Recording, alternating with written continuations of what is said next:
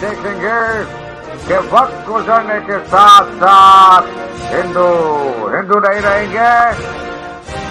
آپ سب آزاد ہیں اپنی مسجدوں میں جانے کے لیے اور کسی بھی اور عبادت گاہ میں جانے کے لیے.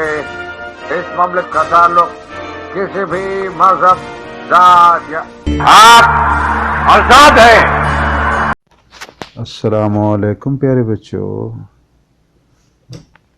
آج کی جو کہانی ہے بہت ہی پیاری ہے. وہ ہے ہمارے قائد بانی پاکستان قائد اعظم محمد علی جناح طریق کا ایک سنہری نام ہے جس کی کرنیں بچوں آج بھی لوگوں کے دل و دماغ منور کر رہی ہیں.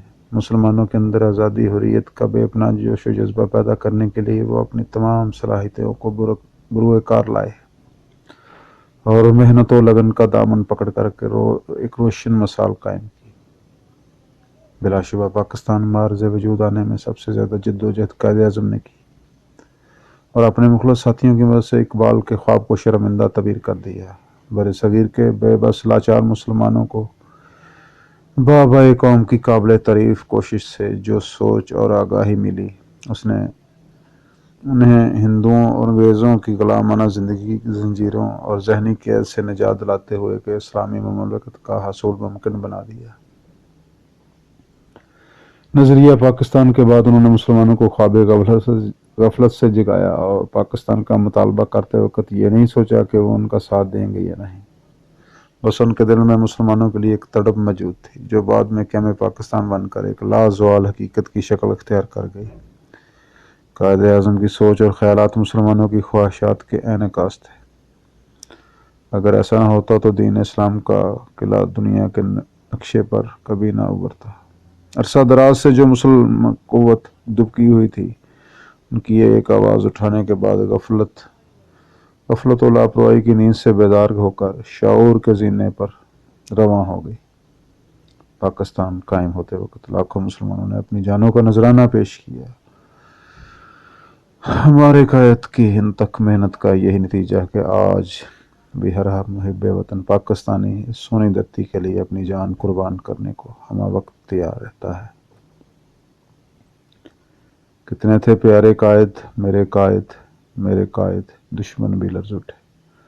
اپنے تھے ہمارے قائد اعظم نے تصور پاکستان کے ذریعے مسلم دنیا میں آزادی کا ایسا جنون ولولہ پیدا کیا کہ ایک دن پاکستان کا پرچم دنیا میں لہرا دیا گیا.